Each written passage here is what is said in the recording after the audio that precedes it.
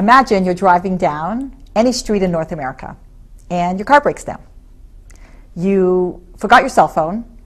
You need to call your spouse, the AAA, and what are you going to do? You're in a Jewish neighborhood.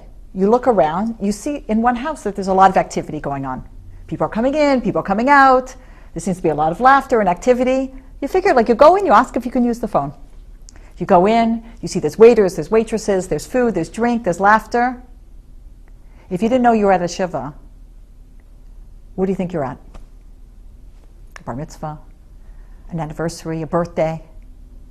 Unfortunately, in most of the Jewish world, this is what Shiva has become. A party. Years ago, I was somebody I was very close with in Toronto. Her mother passed away. And I remember calling her up, and she told me that she was only going to sit for 3 days. And the Shiva is going to be for 3 days. And I tried to explain to her that Shiva, that number 7, it's supposed to be 7 days, and 7 is completion. And I tried, but she was like, no. My rabbi told me just 3 days. So I remember going to pay a Shiva call, and I came in, waiters, waitresses, food, drink. I couldn't even find her. Where was she? She was in the kitchen, directing the waiters and waitresses.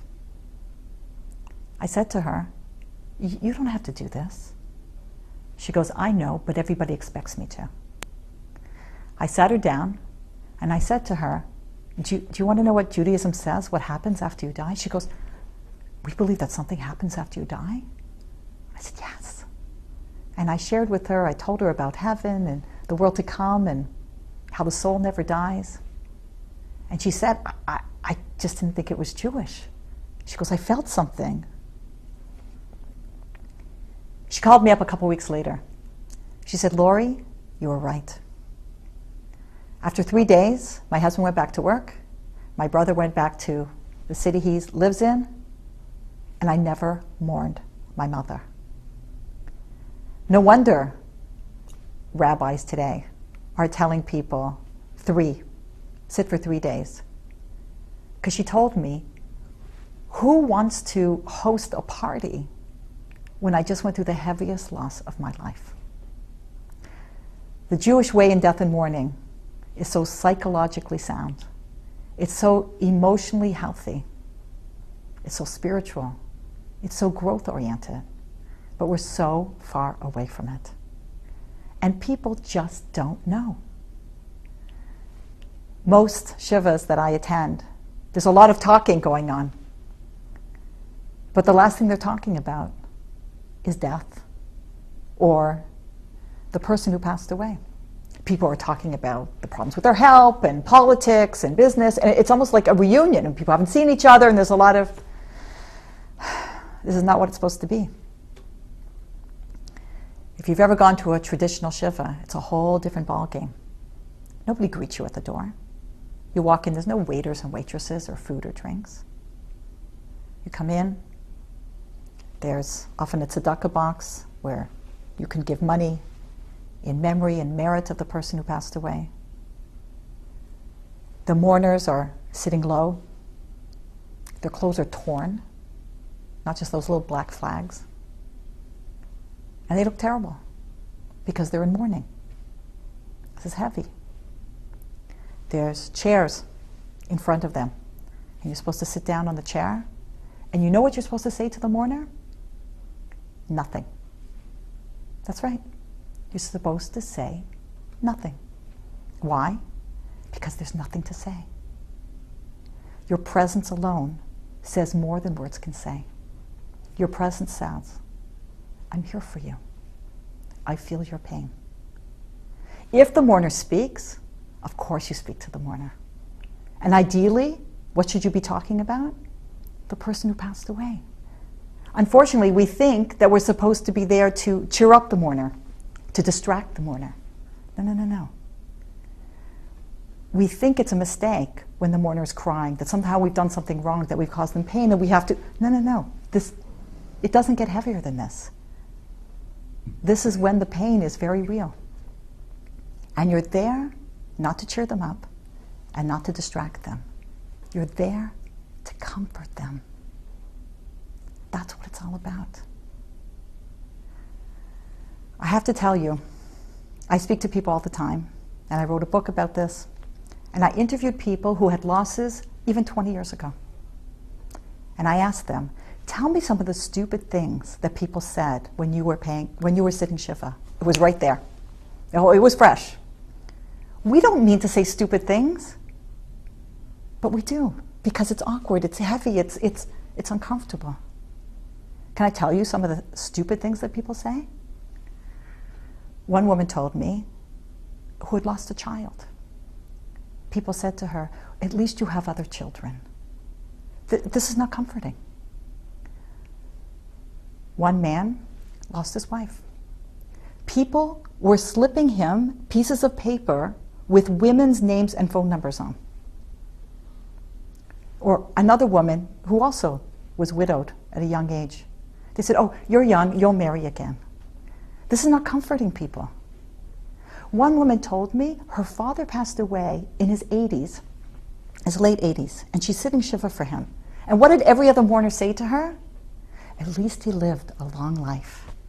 She said, Lori, I felt like standing up and screaming. That's why I'm in so much pain, because I loved him for so many years. This was not comforting her. Be there for people. Your presence alone says more than words can say. There's somebody I know who lost a baby, hours after the birth. I have to tell you, somebody else I knew, months later, the same thing happened to her. So I went and I asked the first woman, what can I say? What can I possibly say to this woman to bring her comfort?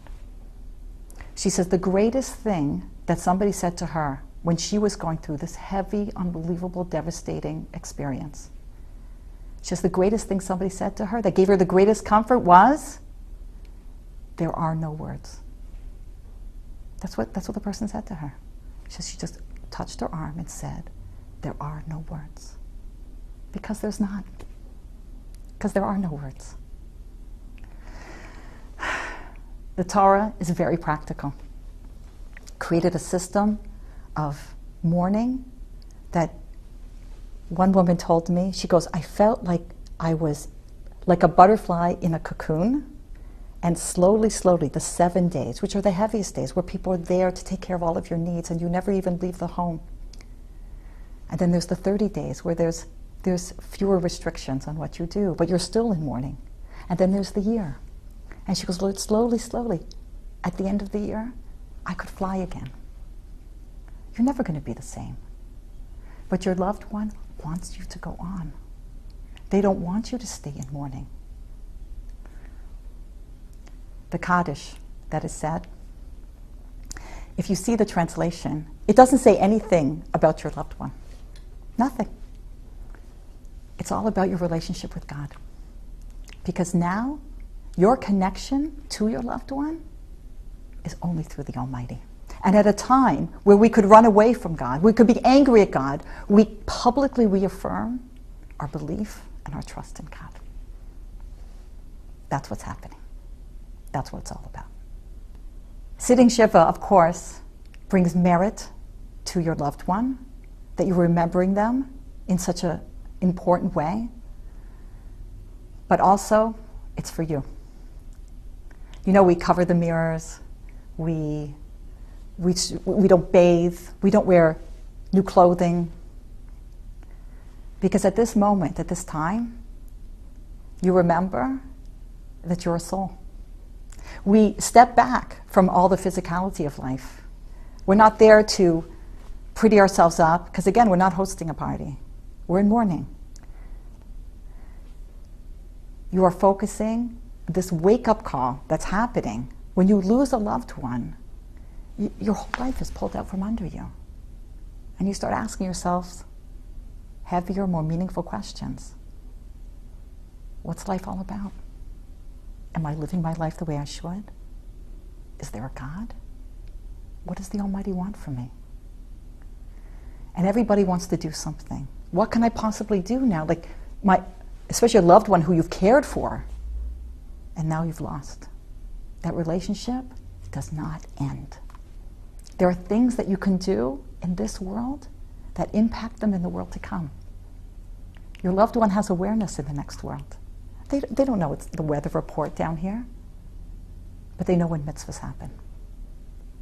They know that you've taken on a mitzvah in their name, and that's merit to them. That gives them a greater share in the world to come. They move closer to the Almighty. They bask in His glory. They know that you're doing something in this world because they lived and because they died. When you sponsor a book in their memory, when you give tzedakah in their memory, when you name a child after them, it's something very real. When you name a child after somebody, it's not just something to make your mother-in-law happy. That person that you've named after, first of all, they take on some of the qualities, the good qualities that they had, and also it's merit to them. We're all connected. We're not islands.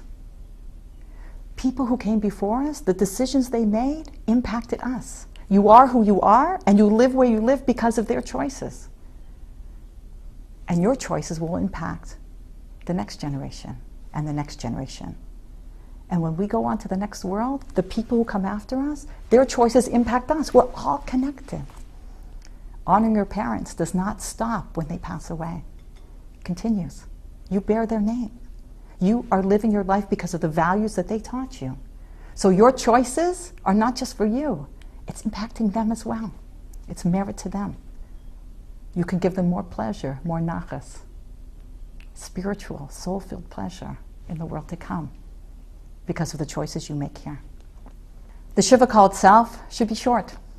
You shouldn't be there for a long time. And also the first 3 days should be only for people who are super, super close with the family. Super close, because those are the first 3 days are the most painful time. So to come at a time, you may want to come to pay the Shiva call when their service is happening, when they're saying Kaddish, but sometimes that can be also a very busy, crowded time. You might want to come at a time that it's quieter. And you might want to check to see what hours that they're accepting visitors.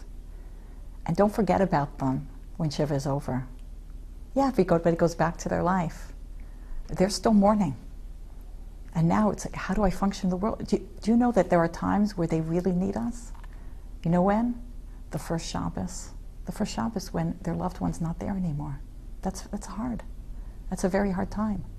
Birthdays, celebrations, Yantif, Chagim. These are difficult times. Remember them. Invite them. Prepare food for them. Call them up. I'm thinking of you. How you doing? Take them out. Help with their kids. Yes, Shiva is when everybody's waking up. But their mourning hasn't ended. And knowing that family, friends, community is there for them, it means a lot. It means a lot. Is paying a Shiva call fun?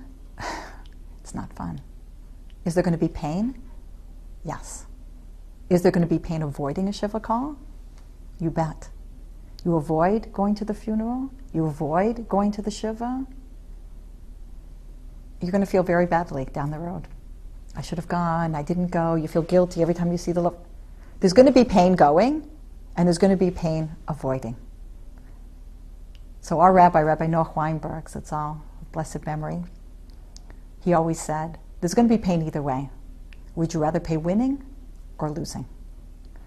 Everything we do, whether we're taking care of somebody who's very sick, that's not fun.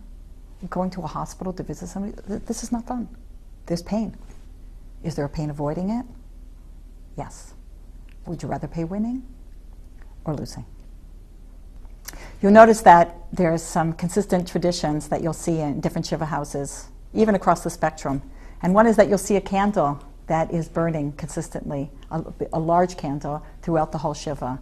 So you see that candles are a big part of flames, and lighting candles are a very big part in Judaism, whether it's the Hanukkah candles or the Shabbos candles. So what's going on here? The flame is compared to a person's neshama, to their soul. Why? Because if you light a flame on a candle and then you turn the candle upside down, where does the flame go? It always goes up. It's always going up. And just like, I have to tell you, the tradition of lighting the Shabbos candles, there's a strong tradition to add one more candle for every child who's born. We have 5 children, and so I light 7 candles every Friday night, because every child brings more light into the world. It says the soul apparently is attracted to the flame. That's why we light the Yisker candle and the Yahrzeit candles, and again the candle burning throughout this light. The soul never dies. The light never goes out. But we can do things to nurture, to keep it connected, and keep that light going. The greatest thing, the values that they taught you, the example that they were, you emulate them. And you pass these on to your children and grandchildren. That keeps the light going. When the family, the mourners, after the burial itself, before the burial, the focus was really on the person who passed away and the cleansing of the body and the Refocusing and everything that happens. And again, we bury very quickly. Why? And we don't have open caskets. We don't do any of those things that the non-Jewish world does, because our loved one was a soul. The body has sanctity. The body has the soul, and so we're very careful, and we handle with such modesty and such care in preparation for the burial.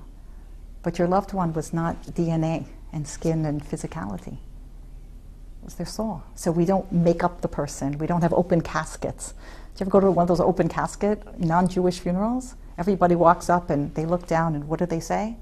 She looks good. He looks great. Because they're made up to look like they're alive. We don't do that. Why? Because they're dead. And we're not trying to pretend that they're alive, and we're not trying to pretend that our loved one was this physical being. We don't dress them in clothes as if they're going to use them in the next world. We came from the earth, we're going back to the earth. The burial itself is done very quickly, and we don't embalm, we don't do anything to hold back from the process. We actually do things to hasten the process. When the mourners come back after the burial, they immediately have a meal. What's going on here? What is this, like Judaism? Like they tried to kill us, we won, they lost, let's eat. Okay, no. They come back and they eat because there's a part of them that wants to die too. There's a part of us, how can we go on? How can I go on without my loved one? And we say to them, go on, eat. The community is provided for you. We're here for you. You must go on. And your loved one wants you to go on.